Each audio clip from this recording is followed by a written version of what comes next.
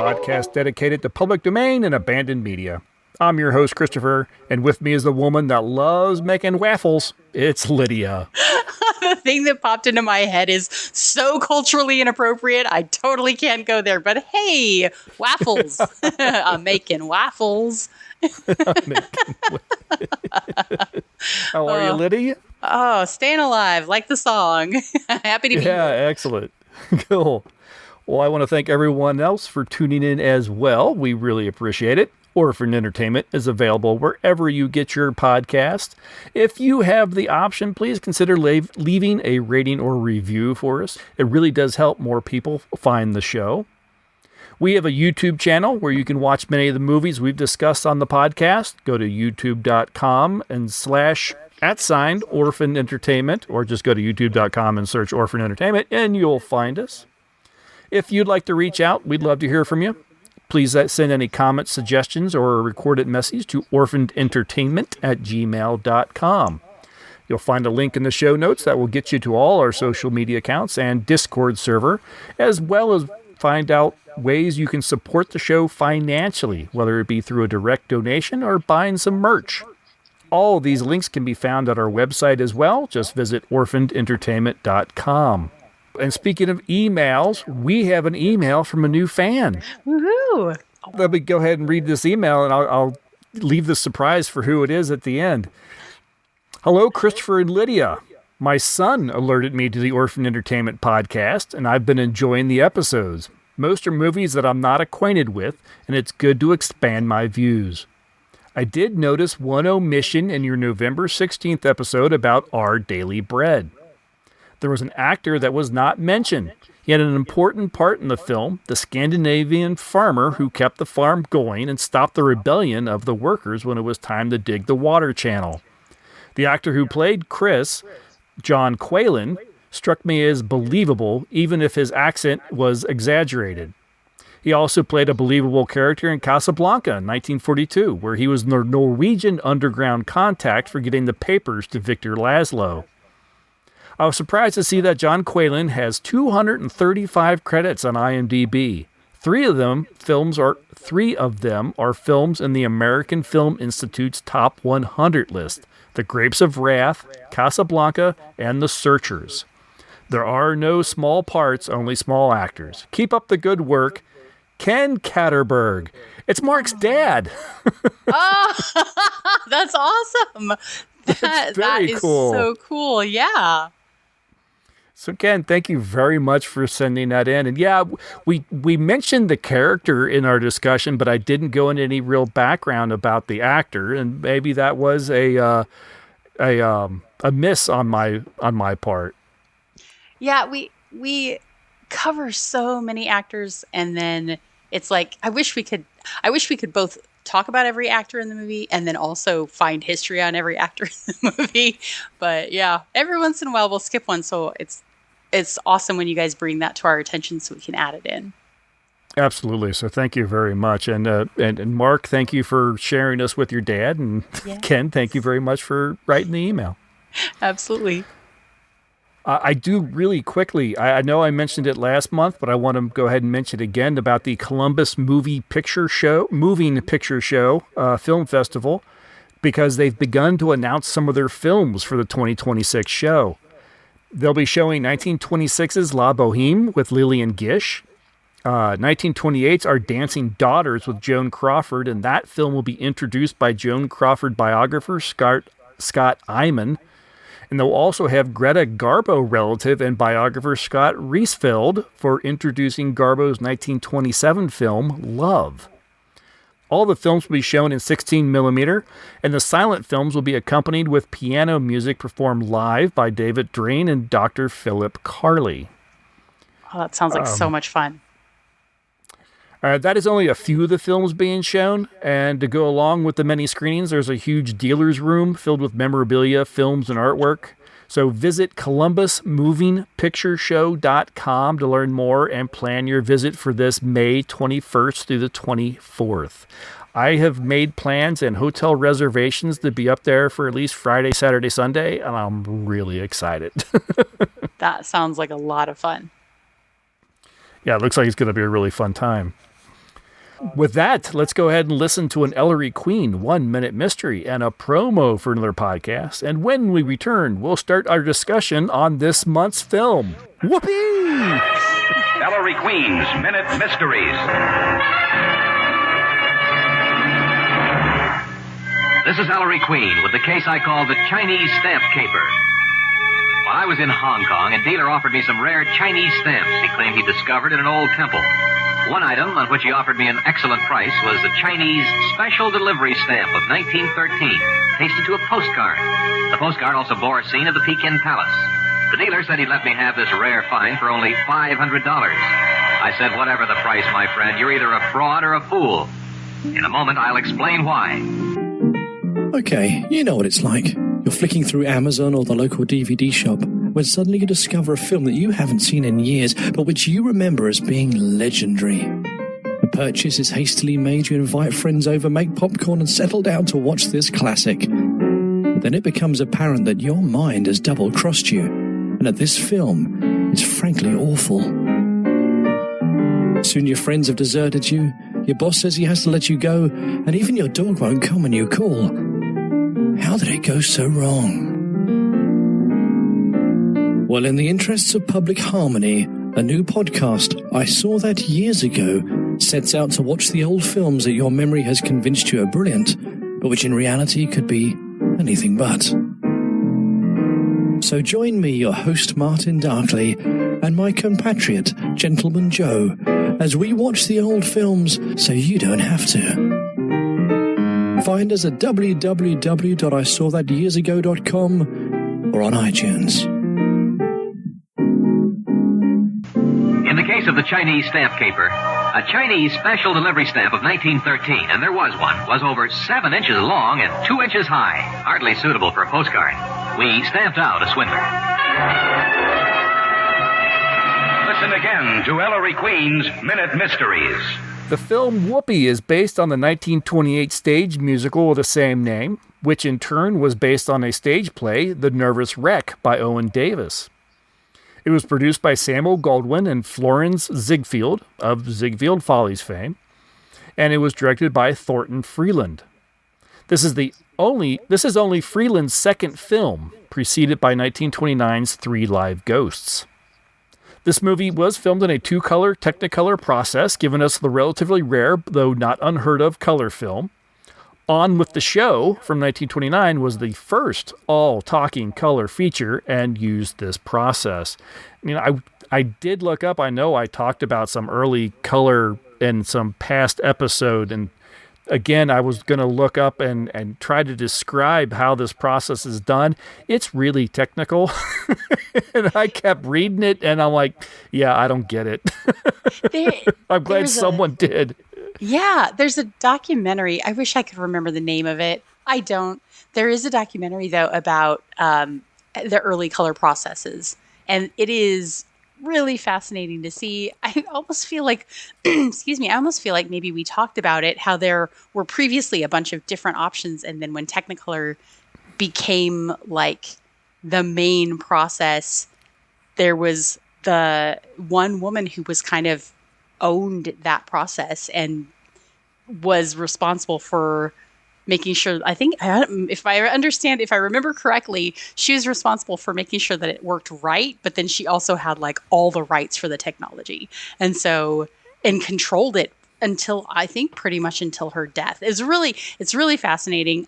I will do my best to look up and see what that documentary was called. We'll try and put it in the show notes. But I'm glad you said something about that, because we watched that and it was just really fascinating to see the history of how color film became what it became. That would be very interesting. I think I'd get a better grasp of how it's done at this early stage if there was like visuals.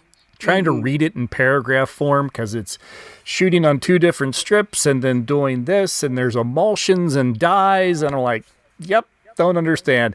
Yeah, apparently this is like a two-color Technicolor process 3. There was 2 other processes that were developed before this one, as far back as I think 1917, I think was the first, and it was even more complicated and difficult. And so even as difficult as this process number 3 seems, it was supposedly easier. So I'm like, Yeah. okay, I'll take your word for it. Whoopee has several big production song and dance numbers that were all directed by choreographer Busby Berkeley. During the 1920s, Berkeley was a dance director for nearly 24 Broadway musicals, including hits such as A Connecticut Yankee. As a choreographer, Berkeley was less concerned with the dancing skills of his chorus girls as he was with their ability to form themselves into attractive geometric patterns. His musical numbers were among the larger and better regimented on Broadway. Whoopee is some of his earliest film work, and where he began developing his quote-unquote parade of faces, individualizing each chorus girl with a loving close-up, and moving his dancers all over the stage in as many kaleidoscopic patterns as possible, including his top shot technique, which we saw several times in this film. Yes. And speaking of this film, what happens here is it is the wedding day of Sally Morgan to the local sheriff, Bob Wells, and the whole town is dressed in their finest and looking forward to the big day. When an old Native American friend of Sally's, Juanitas, happens into town, however, old feelings awaken for Sally. Juanitas and Sally wanted to marry years ago, but her father wouldn't allow it. Sally talks local hypochondriac Henry to drive her to the train station, claiming that she and Bob are going to elope. What she's really doing is running off to try and reunite with Juanitas. And for reasons only understood by the writer, she has left a note that she is eloping with Henry. Now on the run from the sheriff, as well as Henry's nurse Mary, who loves Henry and Sally do everything they can, including several song and dance numbers, until they can get to the Juanitas' tribe's reservation. Eddie Cantor was a comedian, actor, dancer, singer, songwriter, film producer, and screenwriter. He literally did just about everything. There's a lot of conflicting information on Cantor's early life, but we do know that in his teens he began competing in and winning talent contests at local theaters and began appearing on stage. One of his earliest jobs was waiting tables and singing for tips at a Coney Island saloon where a young Jimmy Durante would often accompany him on piano. He made his first vaudeville appearance in 1907 and developed his blackface character Jefferson, and it was through that he was discovered in the 19-teens by Florence Ziegfeld, who gave Cantor a spot in the 1917 show Midnight Frolic. Cantor would go on to appear in the 1917 Ziegfeld Follies on Broadway and would stay with the show for the next 10 years. He began appearing in musicals in 1923 when he appeared in the Kid Boots and the 1928 stage production of Whoopee. His eye-rolling song and dance routines eventually led to his nickname, Banjo Eyes. In 1933, artist Frederick J. Garner characterized Cantor with large, round eyes resembling the drum-like pot of a banjo. His eyes would become his trademark, and they were often exaggerated in illustrations. And this led to his appearing on Broadway in the musical Banjo Eyes in 1941. His career on stage would continue through his life, either appearing in or producing many successful shows. Cantor's career would expand into radio in the 1920s, where he'd perform in comedy routines or sing. In film, he was offered the lead in The Jazz Singer, but he turned it down. He found his movie stardom just the same with the film adaptation of Whoopee, and he'd go on to appear in many films over the next 20 years, making his final feature film appearance in 1948's If You Knew Susie. Cantor also appeared on television, beginning in 1944 when a Philadelphia station, WPTZ, presented an all-star telecast which was also to be shown on New York station WNBT. Cantor was scheduled to sing We're Having a Baby, My Baby and Me, and shortly before airtime at the New York studio, he was reportedly told to cut the song because some New York censors found some of the lyrics objectionable. Cantor refused, claiming he'd have no time to prepare anything else. The station finally relented, but during the performance actually cut the sound and blurred the picture during certain lines of the song. This is widely considered the first instance of TV censorship. From 1950 to 1954, he was a regular guest host of the Colgate Comedy Hour, and during that time he'd find himself the subject of some more controversy with censors. In 1952, after a performance by Sammy Davis Jr., Cantor embraced him and wiped Davis's brow with his handkerchief. When sponsors began calling, NBC threatened to cancel the show. Cantor's response was to book Davis for another 2 weeks. Well done, him. Eddie Cantor worked on and through several heart attacks, which would ultimately be the cause of his death. TV appearance, stage shows, philanthropic efforts such as the March of Dimes, a name he coined for the campaign of the National Foundation for Infantile Paralysis, and continued to make records and appear on television until his retirement in the late 1950s. Yeah, very interesting. I really skimmed and kind of jumped around, but his career is actually, it's really interesting. It's worth looking and reading more about Eddie Cantor. It is. There's so many details in there and so many little interesting trivias. The March of Dimes thing made me laugh as well. Nice pun there to coin the phrase for the March of Dimes. Yes. Yeah, it's super interesting. I feel like Eddie Cantor would be a prime candidate for a biopic. Just to it's interesting that you said that there's conflicting information about his early years, because I was just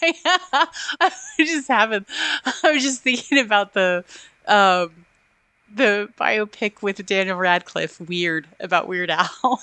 And it's just all completely false information. But I could see with Eddie Cantor, I could see that being done as well on purpose, because his obviously comedy is his main thing. So I could see that being really interesting.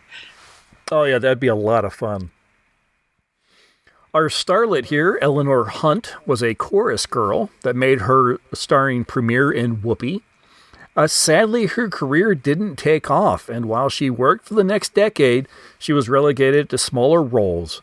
Her very next film, in fact, 1931's Goldie, she's only credited as Russian Girl.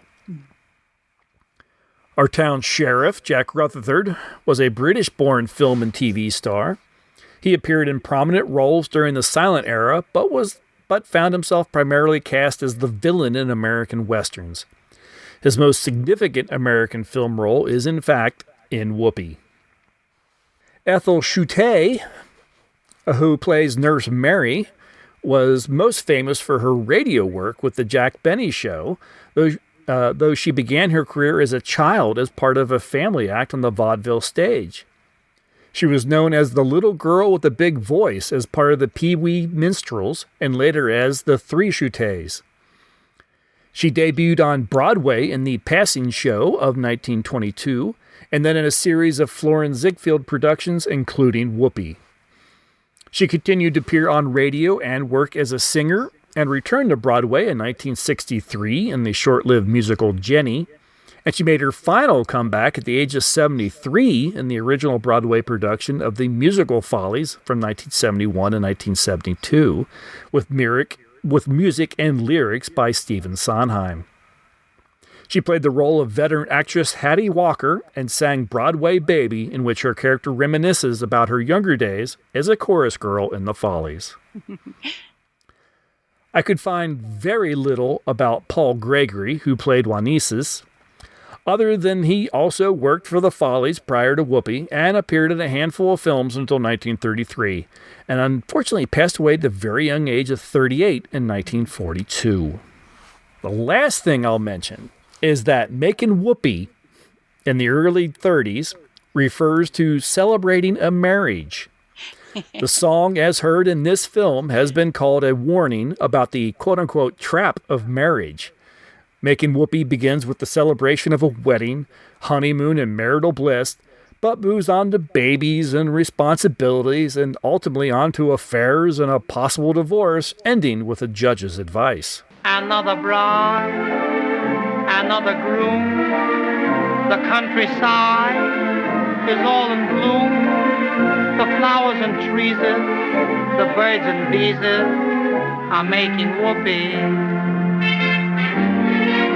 The choir sings, here comes the bride, another victim is by her side. He's lost his reason, 'cause it's the season for making whoopee.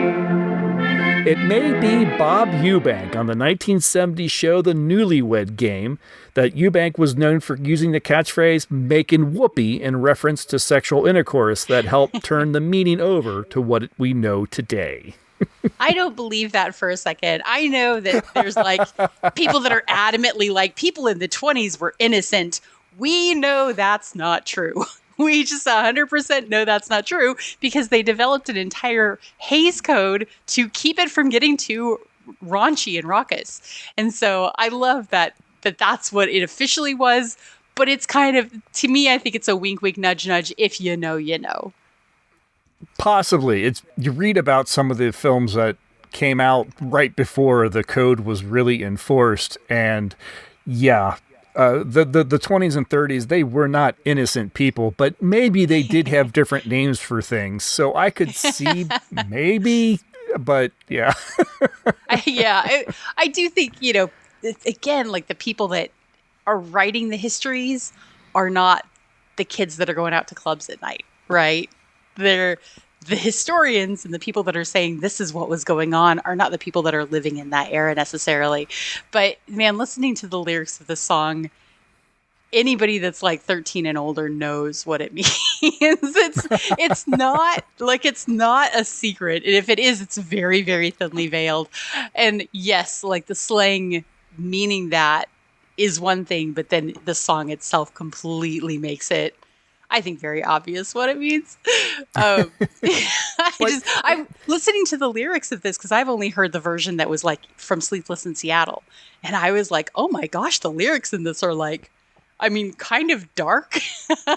I mean, once you get to the him having an affair and all that kind of stuff, it's like, oh, this is kind of dark. But it was really interesting because, of course, I hadn't heard this extended lyrics before, so now I know. I know I had never heard this full song. I think I've heard like the refrain, we're making whoopee. That's pretty much all I knew. So actually hearing it and seeing it performed here in this film was like, that was a lot of fun. Yeah, very interesting.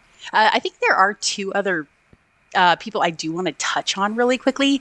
Absolutely. Not for their involvement in this film. The first one being Spencer Charters. He plays... I'm not even sure what his character is actually called, but he's credited as Jerome Underwood. But he's Underwood. I knew there was a joke about his name somewhere in there. But he is the guy that's like really agitated, which I think you said that it was based on a play called He's Agitated. The Nervous Wreck. The Nervous Wreck, thank you. And in this movie, he says a couple of times, I'm a nervous wreck, I'm a nervous wreck. But he is probably the most prolific actor. The list of actors in this movie is like a who's who of people that you've never heard of before and probably aren't going to see in anything else, except for this particular actor, Spencer Charles, who has over 200 credits to his name. But interestingly, was in High Sierra, and also in The Hunchback of Notre Dame. I thought there was another one that I saw that I was like, oh, he was in that too. But he just was in so many movies that, again, anytime that you're seeing somebody with credits hitting over the 200 number, that's always really interesting to see. I don't know that he was well known in his era, but definitely very prolific. The other character that was interesting, or I should say the other actor, is Albert Hackett, who also I don't think did very much, but he has writing credits for Seven Brides for Seven Brothers, The Thin Man, Easter Parade, and It's a Wonderful Life. Like, a huge, like a list of massively well done, interesting films. We all know the Thin Man series is one of my favorites. It's very, very clever. I don't think he's listed as the primary writer on any of those, but just that list alone, I think just also the Diary of Anne Frank. Like, there's just so many writing credits. It's really interesting that he's in this movie as kind of a bit part, and he didn't go on to be a famous actor, but he did go on to contribute in a writing field to some really big movies that are, of course, very well beloved these days. So just kind of interesting, a little bit of trivia that this kind of random guy who just plays this weird college kid turned out to be, to contribute to some of the biggest movies that we know from earlier eras. So it's kind of fun. Oh, absolutely. Thank you very much for pointing that out. Yeah, I kind of, try to keep with the stars, and then I kind of work my way down until I have like, okay, this seems like enough, and I kind of stop. So I'll have to like look ahead a little bit more, maybe in the future. Yeah, I think if I wasn't such a big fan of some of those films, I probably wouldn't really have thought anything of it. But those being ones that I grew up watching, all of those being ones that I grew up watching, made me kind of, and of course, being a writer myself, I did a double take and was like, whoa, that's incredible. I would love to have that kind of credit under my belt. So that's a lot of fun. I think that is everybody. There, like, as I mentioned, there's really not a lot of people in here that came out and did a whole lot. Let me say later in their careers, because there are people coming out and doing a whole lot in this film. Yeah, absolutely. This film, right from the get-go, was a little bit more of what I was expecting Animal Crackers to be last month. Mm-hmm. Because this film was pretty much, you took maybe, 2-3 minutes to set it up, and boom, first song and dance. Yes. Didn't even take that long before people started tap dancing in this film. Yeah, the choreography in this is incredible. It reminded me over and over of Singin' in the Rain, and it felt like Singin' in the Rain was trying to emulate this movie. Obviously, the storylines are very different, but everything from the projecting the song directly down the camera lens as if you are in a musical theater production or viewing that from the audience, to, oh my gosh, the costumes. They're let's skip over historical accuracy for just a second here.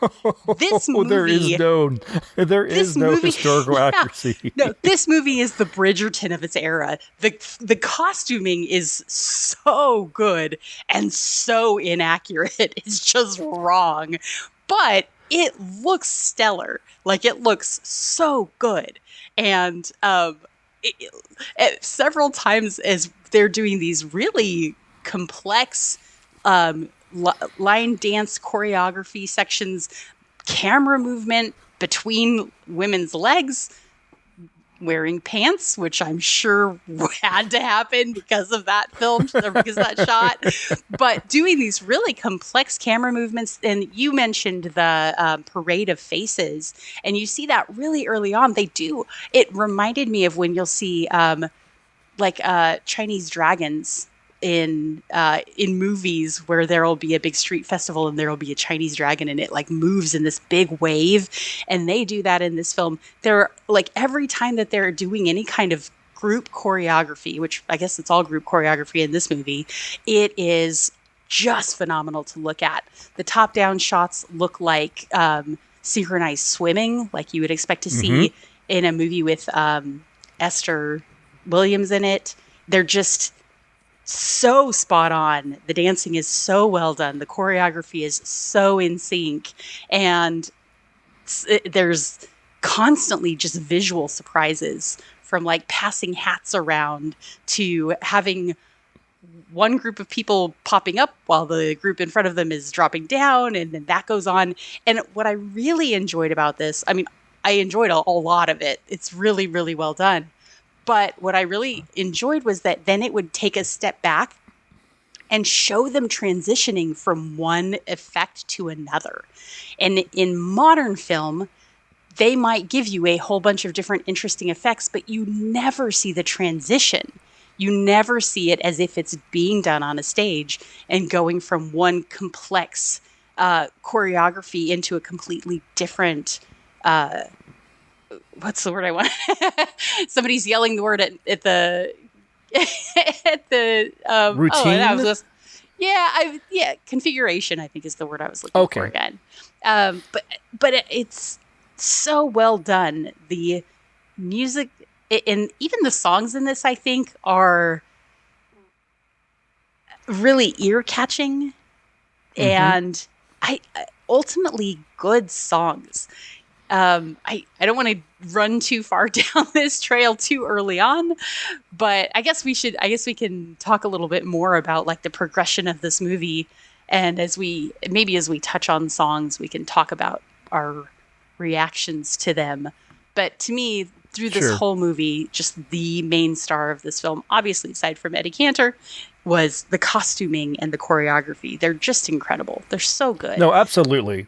Right from the beginning, as you said, the costumes are extravagant and not at all like practical for, the Old West. But there's so much fun, and this is done in color, so there's almost an unreal quality to the color. The men look like they're wearing pink. The women are all in these bright blue scarves or it looks like neckerchiefs. A Disney movie. It looks like a modern live-action Disney movie where everybody's dressed in the same color, which doesn't happen in real life ever, anywhere. But in this movie, it looks like that. The lead dancer of the women, when she starts tap dancing, watching her move, her ability to move her feet as fast as and in the ways that she does is just... It was a wow moment right from the get-go. Immediately sets you up for being, okay, you're going to have fun, because this is fun. Everyone here is having fun. And it immediately sets the film up as just going to be, this is just going to be a fun time. Don't think about it. Enjoy yourselves. It's a visual romp. A visual romp. And it also, based on this musical stage play, this is a stage play, and there just so happens to be cameras. I mean, it is literally people come in from the left side of the screen and they say a few lines and they do this and that, and let's go. And they all run off to the other side of the screen and another group comes in and it's act 2. Yes. Yeah. And so if you're curious what a stage play from 1928 looks like, 1930s Whoopee is a great example. Yeah, or what a stage play from today looks like. It looks the same. Very much. It's just like Kiss Me Kate or anything that you'd see now, Into the Woods. Yeah, and it is the song and dance that has nothing to do with the rest of the film. It's just in there for entertainment purposes. Yes, it is the host for the choreography and the visual, I guess, feast of all of that. Man, it's phenomenal. It's just What is it? There's the old joke back in high school when I was in marching band that the joke was like the football game was just the opening act for the halftime show. Yeah. Yes. I feel like what plot there is in this film is strictly just padding until the next performance. Yeah, it is. It's all just couching the jokes from Cantor and the musical numbers, and some of which are just straight songs. Just pretty much all the romantic songs are just a song, basically Paul Gregory singing to Eleanor Hunt, and then that's it. He's just singing at her. We should talk about that at some point. About the wonderful decision to have just a man just singing at a woman. It's so much fun. I knew this would happen, but it hurts. Father wants me to marry Bob. And since we can't have one another, I just don't care. It was your father who convinced me that our marriage was impossible. Because I am an Indian. Well, then it don't. I'm sorry, Sally. I know it's wrong of me to make you sad on your wedding day. Please forgive me. I wish you every happiness. I know I can't have you, but I can't bear the thought of anyone else having you. When the winter's over, when the summer's through, when there's prairie clover, I'll still belong to you. Far above the plain, when the moon is new, when it's on the wane, I'll still belong to you. So and his voice is phenomenal. Why don't they still do that, right, Lydia? I mean, you know, he reminded me a lot of Robert Keel. His singing voice reminded me a lot of that, and kind of startled me because I don't know that he has a baby face, but he's got kind of a round face, and so I did not expect him to belt out with this big, this big voice that he does. I don't know. I don't think Eleanor Hunt sings at all. I don't think Sally has any. Now that I've said that, I almost feel like she does have a refrain at one point. But obviously the feature in this is Paul Gregory's voice. Right. Yeah. You know what? I don't think she does. I think she spends most of the time just sitting there reacting to either Paul Gregory or Eddie Cantor doing their song and numbers. Yeah. And they'll by be sitting there and staring adoringly. Yeah. Staring adoringly and just sort of nodding or occasionally kind of doing, oh, what's that? Kind of look. Yes. Yeah. It's the musical version of, oh God, guys, I'm so sorry. I'm going to say it though, because it's so funny. It's the musical version of mansplaining.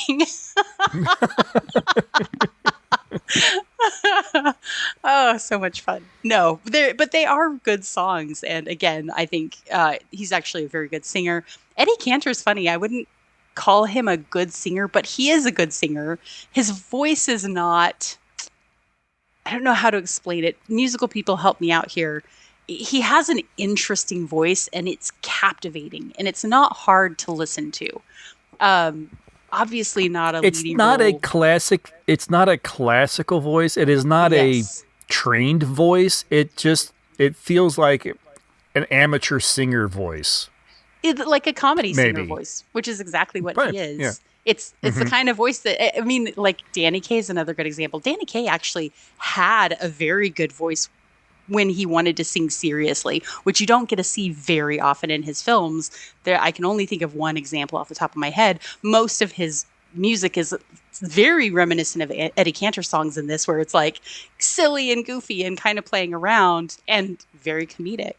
But so this I think, listening to his songs made me think about later comedic actors who also did comedy songs in their repertoires, and I have to think that they're heavily influenced by this, and it's well done. His songs are interesting. There are some other issues that we're going to end up having to talk about, but as the performances go, as the music is concerned, as the songwriting is concerned, I don't have a lot to complain about on the music and choreography and, well, costuming. Yes, I have a lot to complain about, but if you think of it as abstract costumes, it's actually very good costuming. It is very bad historical accuracy. So, but yeah, it's interesting. You get this smorgasbord of comedy songs and serious romantic songs and these big musical numbers with choreography, and it just goes like, it's just kind of, and then you have like a little comedy and you have a little romance. Mostly you have comedy. There's not a lot of serious dialogue in this. Interesting movie. You said it runs like a stage play, and I think in a very good way. It's very captivating. It keeps your attention. You don't stop and look at your watch every few minutes going, oh, when is this going to be over? When's the next scene going to pop up? Because it goes very fast. Well, I think it does play like a stage play, but the director, Thornton Freeland, and then Busby Berkeley weren't afraid to move the camera and take advantage of the fact that they could, instead of just having everything having to be stage forward Yes. and, and focus on the audience, they're like, well, the audience could be over here. The audience can be over here. The audience can be overhead. They were brave enough and smart enough to actually move the cameras and put the cameras in places where you wouldn't have them if it were just recording a stage play. Yeah. That's what helps it. So yes, what you see on the screen does to me feel very much as if it's just following stage direction. But the camera placement and the use of the camera is, I think, really smart. Yeah, I agree. I think innovative is a good word for this time period. Yeah, innovative is a fantastic term. Yeah, it is. I think they're willing to be a little experimental, and in this case, it certainly worked. Mm-hmm. Yeah, it is interesting. I think, you guys, you're going to take away my movie card. Citizen Kane is renowned for being really, experimental in its cinematography. But I feel like this film does a few things that Citizen Kane did, but obviously a decade earlier, 11 years earlier. So, interesting to like seeing, having the camera go through dancing girls' legs. It was a shocking enough view that especially for that era, but overall going, oh, wow. I mean, because these are huge cameras. This isn't, your GoPro that you're just running along, like how did they do that? Those girls had to have jumped out of the way as soon as they got through there. It's really impressive. Not every camera shot on this movie is, interesting and innovative. There's definitely a whole lot of just a normal shot of people talking to each other, and maybe you switch position now and then. But the ones that do stand out really stand out. Yep, absolutely. We get introduced to, well, it's actually interesting. Eddie Cantor is the star of the film, but he is not really like a romantic lead. He comes across as a little bit like a secondary character. At least is how in the beginning of the film. You think it's pretty much the story of Juaninas and Sally, and then of course Sheriff Bob. Yeah, you think this is who you're going to follow. This is where it all, this is the linchpin of this film. Mm-hmm. Until about 10, 15 minutes in, when we get to our hypochondriac. I don't know, is he supposed to be like a farmhand, or I don't know what his role is, but he's the town hypochondriac maybe. Miss Custer, I don't think I'll be troubling you much longer. Oh, don't talk like that, Henry. Why, when you came west a year ago, you may have been sick then, but now you're as healthy as I am. Is that good? There's really nothing the matter with you. Nothing the matter? What about the pain around my heart? Oh, that'll go away. Yeah, and I'll go with it. And then, how about my stomach? Just a little indigestion. A little indigestion? My stomach is so bad. When my grandfather died, he left me $20,000, and in 6 weeks, I'd spend it all on milk and magnesia. Would you believe that? And what about my lungs? The doctor says your lungs are practically brand new. They should be. I've never used them.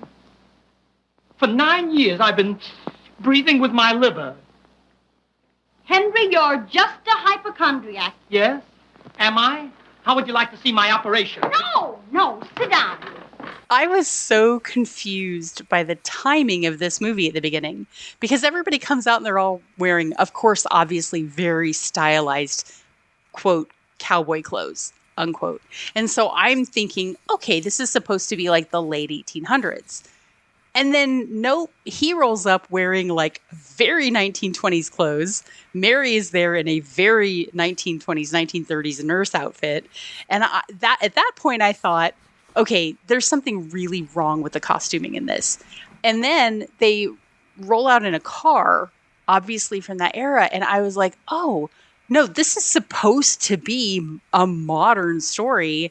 Just the people that are, cowboys, quote unquote, or townspeople, just all dressed like quote cowboys, or and after that point, once I got a handle on when the time frame was supposed to be, then it was even easier to appreciate the costuming, because it was like, yes, obviously everybody's dressed like a chorus girl or a chorus man, chorus boy. I don't know.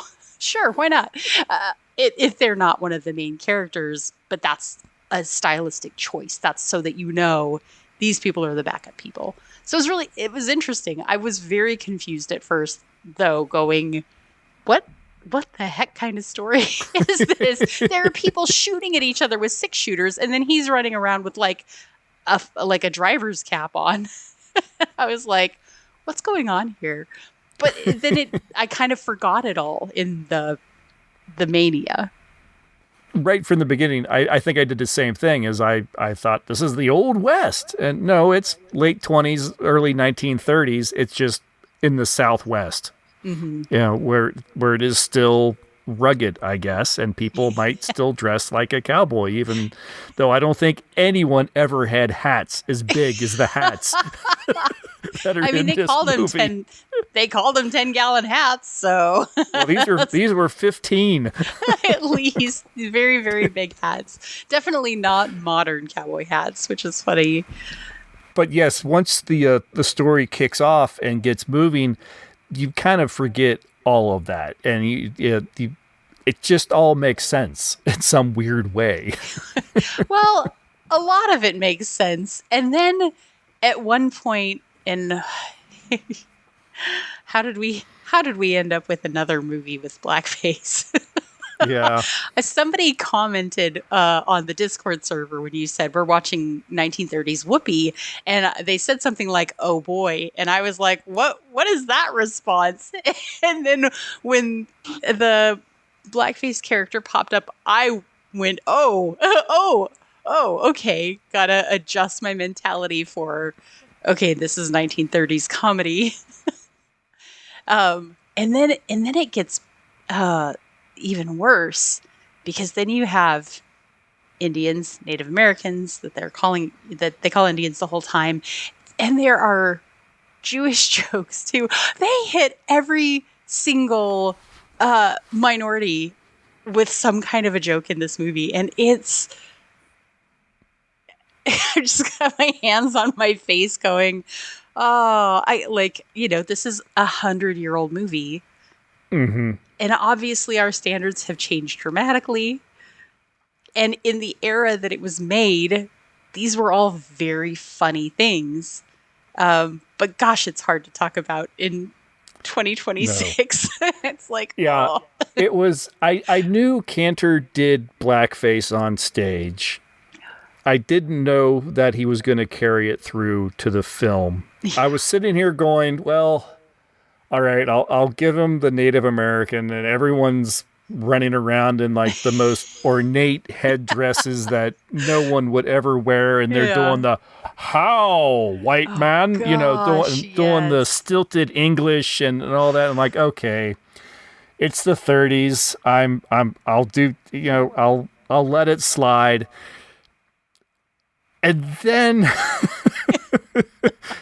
Cantor comes literally bursting out of an oven in full blackface. And I'm like, oh, we're doing this then. Yeah. I mean, I think anytime you run across this, it's so hard to talk about. Right. Because, again, in the era, it was considered funny. And to try to just erase that history is also doing a level of disservice, because without getting deeply political, it shouldn't be erased that was happening and that it was funny at the time. But it also probably shouldn't be funny now. It was never right. It was certainly accepted then. Correct. And yes. I will say the same thing I remember saying when we watched The Jazz Singer, when Al Jolson did his blackface. What really annoys me about it is there's no reason to do the blackface during that performance. None of the songs are like soul or Southern influenced or a soul or Southern out of the influence. culture. They're not putting on any airs. My wife and I just watched an old Charlie Chan film, and there was a character, and this was from like the late. Was it Charlie Chan? No, I'm kidding. Yeah. Yeah, aside from Warner Oland doing the Chinese detective, there was an African American actor, and he was doing the worst and most offensive character I think I've ever seen put to film. And this guy would go on to become the first black millionaire. Wow. But he did so doing this character. Yes. And so there's African Americans that do not look at him kindly because of his little, I'm just a slow and it's bad. The perpetuation of that stereotype. Exactly. But okay, he's putting on that's what all the white people think black people are. Okay. Not that that's right or good, but okay, he's doing that act. These guys are putting on the blackface, and then they're just singing like they'd sing without the blackface. They're talking everything exactly the same. Right. And so it's like, why the grease paint? Yeah. I don't get it. I don't either. Yeah. And I mean, maybe it's good that we don't get it. Yeah. No. This film too, I do have to point out, it's even worse because we've got this terrible institute of blackface, but then Eddie walks by Sally at one point. Sally Morgan. How dare you speak to me? Don't you know me? Henry? Henry Williams? Well, of course. Well, who am I? Amos and Andy? Why, your disguise is perfect. How did you ever think of it? You mean the black? Yes. I didn't. I got in the stove and somebody else thought of it. Ouch. I missed that line. And I'm not sad I did.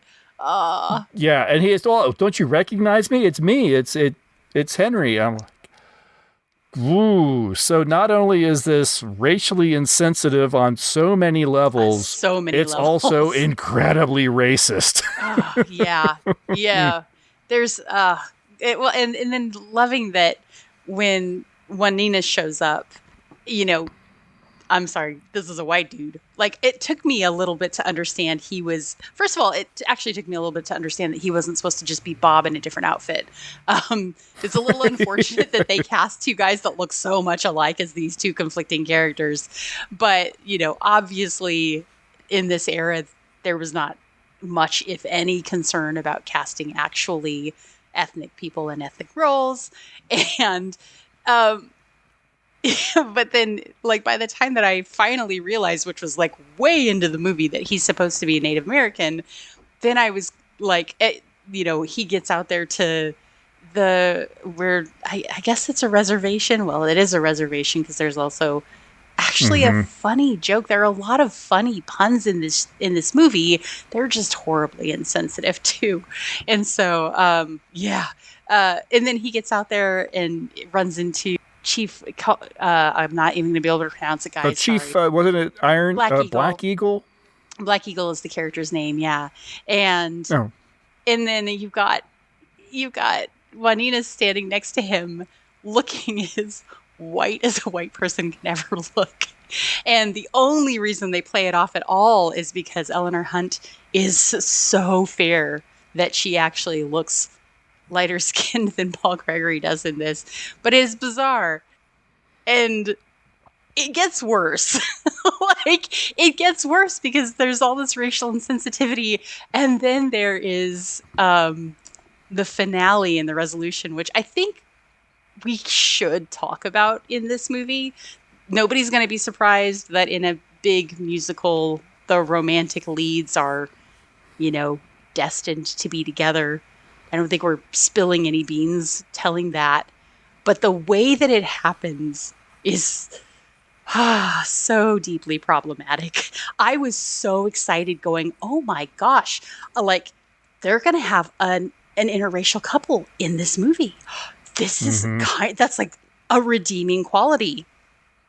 No, it's not. No, they're not. Black Eagle. Juan Innes love white girl. Tell them truth. Juan Ennis, white. Long time, 25 years ago, Black Eagle find child in white man shack on mountainside. White man leave white squaw die. Black Eagle take child. Black Eagle call child Juan Ennis. You're lying, Redskin. I don't believe you. Red man never lie. If sheriff look in county courthouse, he will find record Black Eagle make when Juan Ennis born. And, man, I was getting so worked up to this. Like, there are some positive things about this movie, none of which is anything to do with any of the racial bias and all that kind of thing. But then I thought, oh, they're actually going to, like, give people something to think about by actually having these two characters get together. And I don't know. Yeah. So he magically was actually a foundling and is actually a white child, a Caucasian child found by Black Eagle. And the problem that is what it is. The problem is how excited he is to find it out so he can be with her. I mean, like, next level, 4th of July, fireworks shooting off, so freaking excited, jump up and down, hug each other, excited that he is not Native American. Bro, you were raised by these people. They took care of you. You were a baby. They could have left you to die. It's so problematic. It's so problematic. So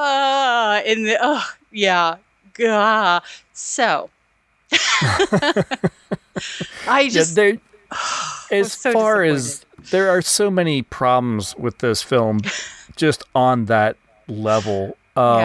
Yes, you got very bad Native American racial stereotypes. You've got our star in blackface. I don't know if it's better or worse that our Black Eagle character was actually played by an indigenous person. Yeah. Whose name, unfortunately, I don't know how to pronounce. Sorry about that. I just see a credit Chief Capolican, I think. Capolican. Yeah. He was a Chilean-born indigenous person. I do believe there was another woman. Matafe was the Native American that he was trying to get Juaninas to marry. Was Lusho Enwa. I believe she was indigenous as well, but they are both going around doing the very bad, like, Tonto impression as far as how they speak. And as I said, doing the how.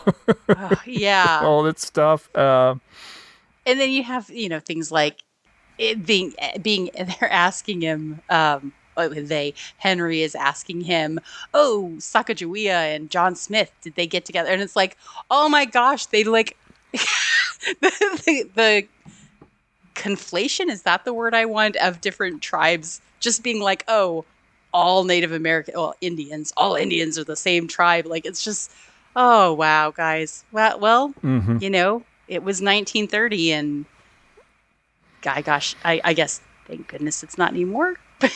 Yes. Yeah, I'm glad we are a little more intelligent and sensitive. That's the hope. That's the hope. And that's the hope, to be a little bit more sensitive and educated. Let's be fair, and educated, because there was not a lot of education around that. In that time period, there just wasn't. There also wasn't a lot of information exchange. We take for granted that you could just go online and look up what were the different indigenous tribes in the United States before Caucasians came across, but that didn't exist. You would have had to go to a library, and then you also had to hope that the library had a book about it and that the book was actually correct. And so it's easy to look at these things and say, oh, they were so dramatically wrong. Oh, they were bad people. But the reality is that they did live in a different time. They did have access to different things than we do. And we're super privileged. And I'm actually really happy that I'm as privileged as I am. I'm grateful for that. No, absolutely. No, I agree. So, yeah, if you go into this film, just go forewarned that there is some amazing moments, and there's some fantastic songs, and there's some great dance numbers, but it has issues. Yeah, it does. But it is like even with the costuming being so I don't know the right ridiculous phrase to explain. It is so over the top and so just wildly inaccurate, but it is so well done. And it's the one point where they have all the, I'm going to call them Indian girls because that is what they are. They're not Native American girls. They're Indian girls in the movie. Coming down, and it just gets more and more dramatic. First they walk down and then they open up their, cloaks, and they have these, every outfit is unique. Every outfit is highly detailed. And then they get bigger and bigger headdresses, and then they're bringing them down on horses. And those outfits are risque, but they're so incredibly detailed, and every one of them is unique. Again, the costuming in this, as costuming is concerned, is really phenomenal. Do not go into it expecting anything historical or even remotely accurate, but from a craftsperson standpoint, it is really good. It's really visually captivating and really interesting to see and beautiful. Mm-hmm. No, very much. And again, that particular song number where, yes, the women's headdresses get bigger and bigger to the point where she's coming down on a horse with two men with poles having to hold this headdress up and everything. It has no bearing on the film whatsoever. Nothing. There's no rhyme or reason for it. It's just there, and then it's gone. Yeah, it's just spectacle. And it is phenomenal spectacle. It's really captivating, but there's no point to it aside from the spectacle. Some wonderful lines. This is everything I was hoping Animal Crackers was going to be. Mm-hmm. So this was so refreshing to watch and go, okay, I'm sitting down to a movie that claims to be a musical, and I'm watching it, and I'm like, this one is fun. Yeah, it is. I'm having a good time. And yes, there are times where I feel like I would enjoy this more if I just close my eyes and listen to the lyrics instead of watching who's singing it and how they're singing it. Yeah. But yeah. The music is the songs standing on their own are very good. The context is a little it's very dated. The context is very, very dated. But there are some real positives to this movie that, it is a film historian, not saying I am, but if as a person who is a film historian, or a person who is doing costume design, or a person who is a lyricist, there's a lot of value in those aspects of this movie. I think Eddie Cantor's hilarious. He's very, very funny. Again, a lot of his lines are dated and insensitive. His puns are hilarious. Not always appropriate, but very funny. And so they did a really good job, I think, casting this movie, at least casting the male leads. I think the females are basically interchangeable. There's not a lot of good writing for them in this.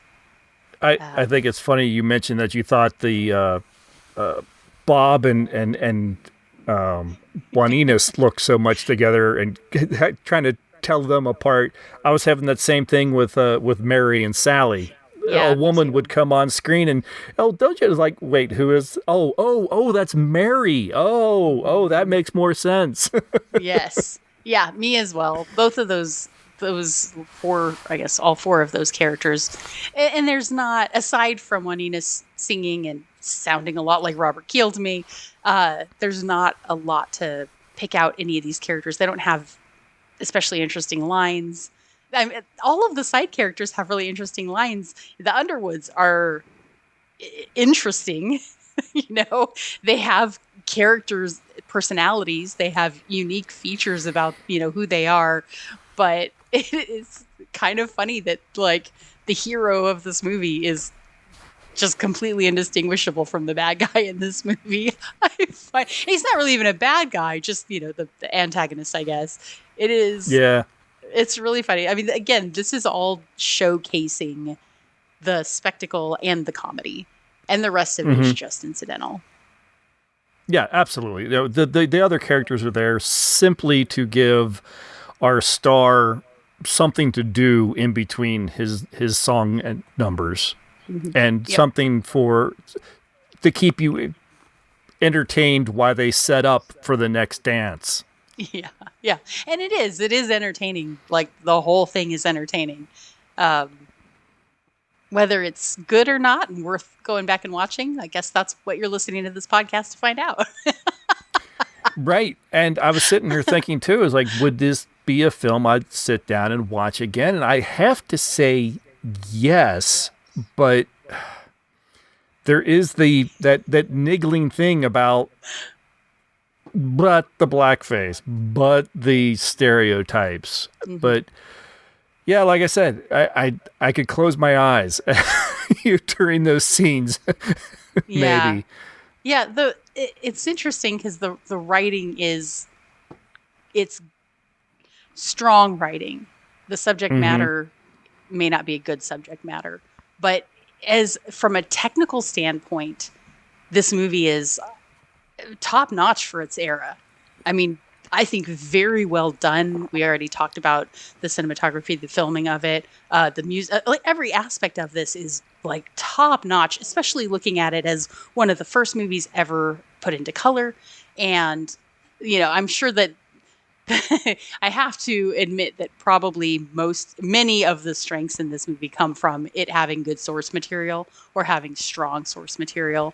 But all of the production values are, on the producer and on the director and on the choreographer and all of those individuals. So it is technically a very good movie for its era.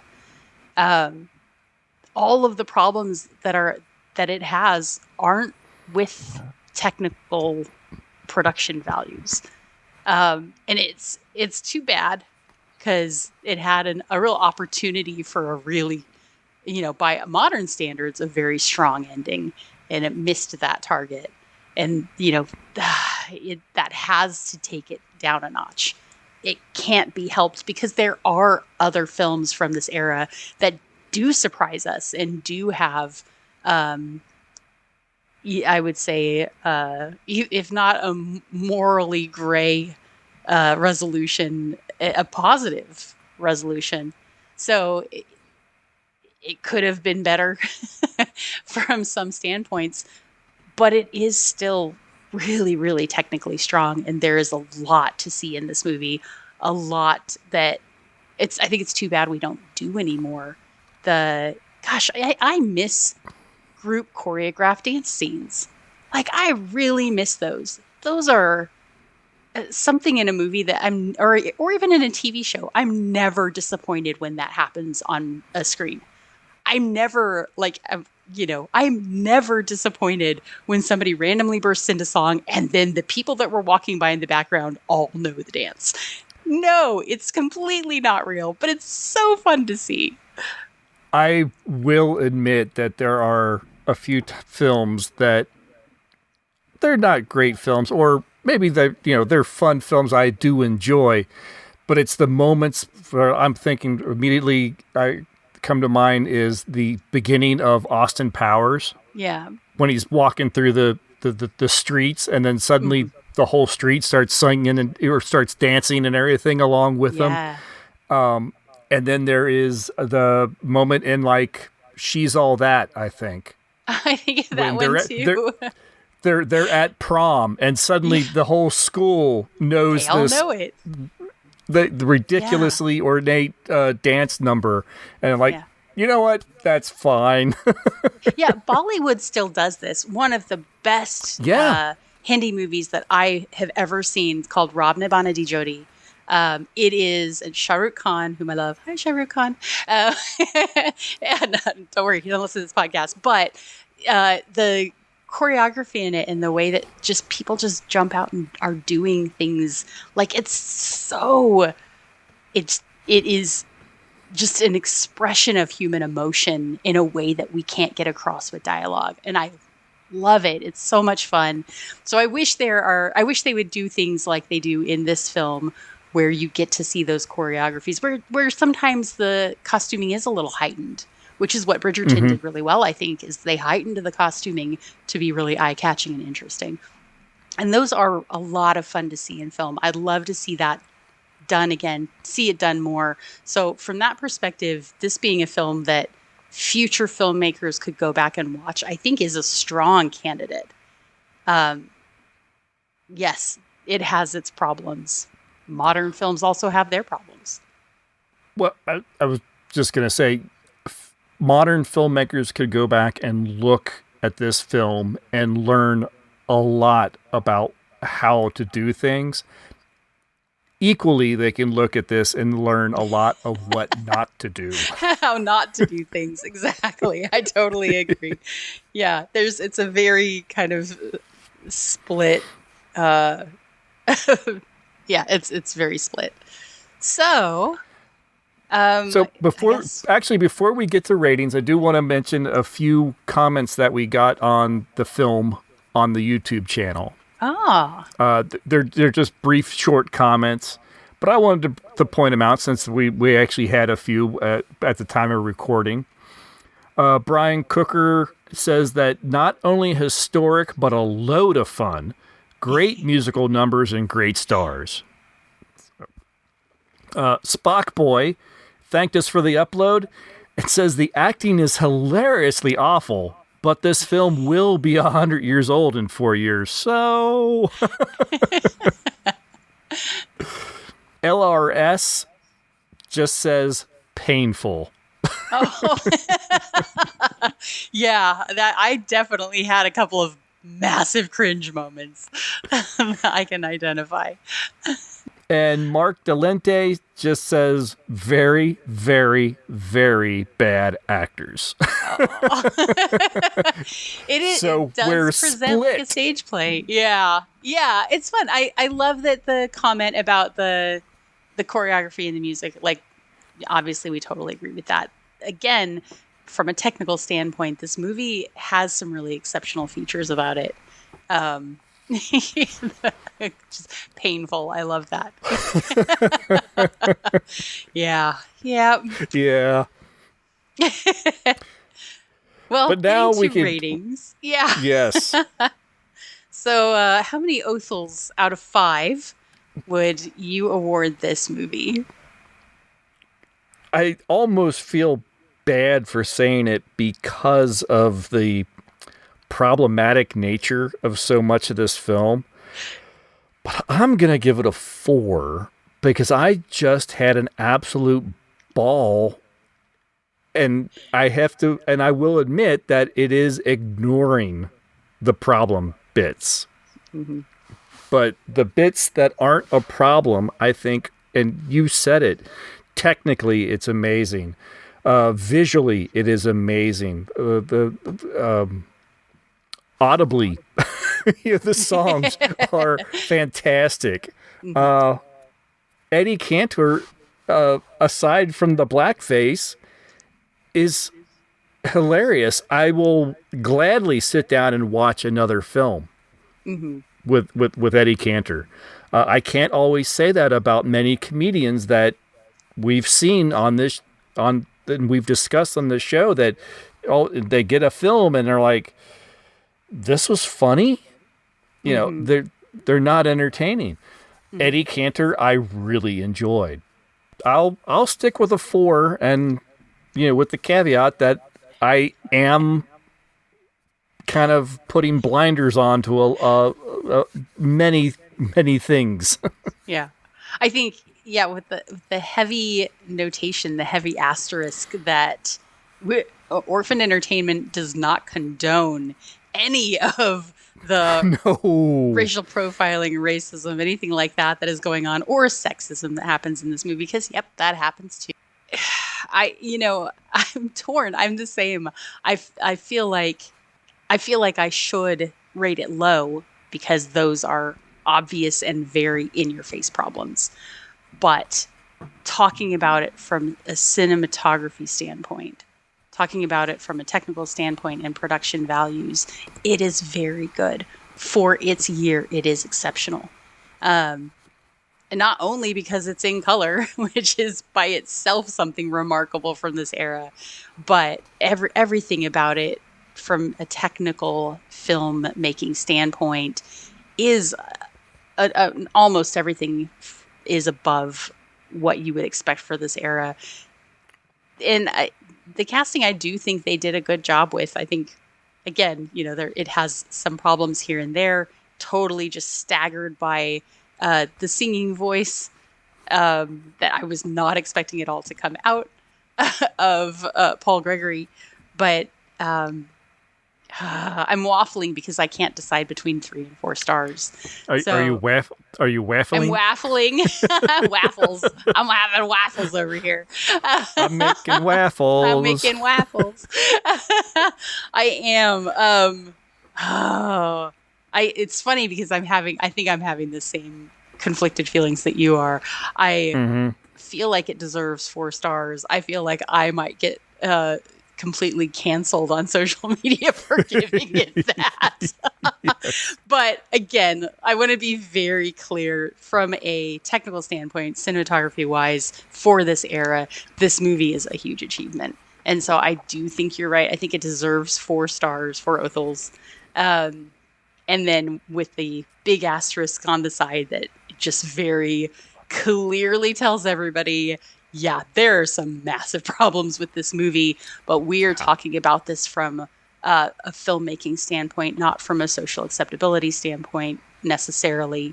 And it would obviously get an extremely different rating if we were looking at it like from the Bechdel scale or something like that. Sure. This is about, hey, they made a movie. How is it technically? How is it acting wise? Yes, the acting isn't exceptional, but it is a comedy. And so, yeah, I think I am going to go with 4 stars because the positive things on this are so excellent. It's not that they erase the negatives, but they deserve to be revisited and probably seen and studied again. So, yeah, I agree with you. 4 Othels for me, too. Yep, excellent. No, if you could erase the negatives, this would be a 5 Othel film for me. Easy 5 Othel.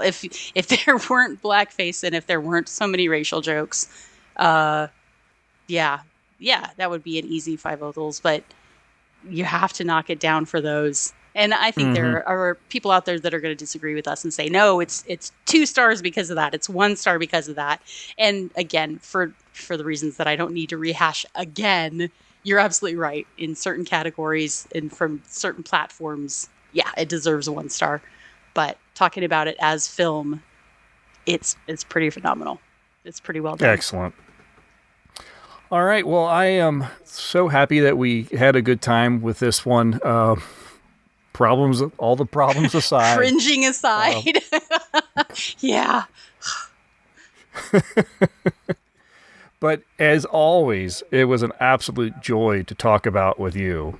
Yeah. It's always so fun to come into these and be like, I was watching this movie, and when he came on with blackface, I physically, visibly, 100% with my whole body cringed and was like, oh, not this again. I think I might have even said, oh, not this again out loud. But when we start talking about it and, are framing it in terms of what this podcast is about, it's always fun to talk about, even when we find a movie that's an absolute stink bomb. So it's nice to find one that has some redeeming features, and hopefully the next one won't have so many unredeeming features. Absolutely. All right, well, that will do it for this episode. As always, if you have any comments, please send us an email, orphanedentertainment@gmail.com. leave a comment at any of the social media or on the YouTube under the movie, wherever you'd like. We're always very happy to hear from you. And again, Mark and Ken, our listeners, thank you very much to both of you Yes. for sharing the show and for giving us your feedback on almost all our films. Mark has been really good about putting a little review and letting people know that we're the reason he's watching the film. So really appreciate that. Yeah, really, really appreciate that. Thank you, Mark. We will be back in another month. So until then, thank you very much, everybody. We'll talk to you next time. Bye. Bye.